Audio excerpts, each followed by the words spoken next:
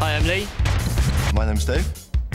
This is the Boardroom Climbing Centre, which is myself and Dave's business. Myself and Dave have been climbing instructors for over 10 years, and the prospect of doing our own thing appealed, and we knew there was a gap. There's been a gap for climbing in this area for a long time, and we knew that a good centre could really do well, so hopefully it will.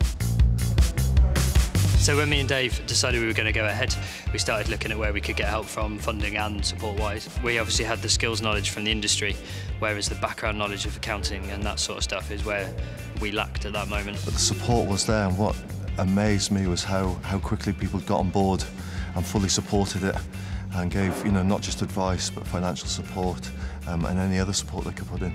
It was great. The support we've had from the Welsh Government, they've given us mentoring, one-to-one mentoring.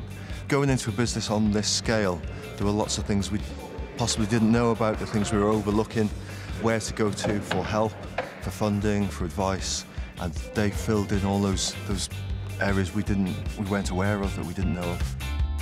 Obviously, starting a project of this size takes a reasonable amount of investment, so we used a lot of options. So we had private investment, bank investment, investment from ourselves, and then on top of that we also had funding come in from the Welsh Assembly. And then with the Graduate Bursary Fund that's recently just come through, and that's been a great help now. Part of getting the funding off the bank was we needed a buffer, and as it worked out, because of timings, then the funding became our buffer. And we did end up using that buffer. It was there for a reason.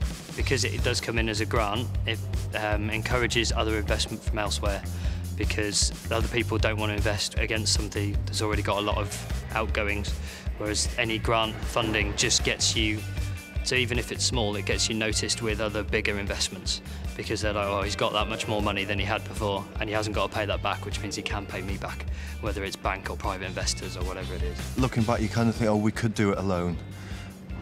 But there's areas, the business side, that we didn't know about, that we had with that support, with that mentoring.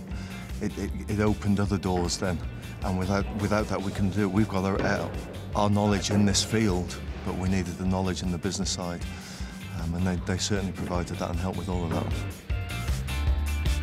Number one tip for starting a business, if you decide you're going to do it, you've got to put everything into it.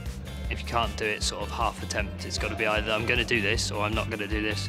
Put your background research in, decide, go, yeah, I'm going to do it, and then put everything you've got into it, because if you go halfway, it won't work.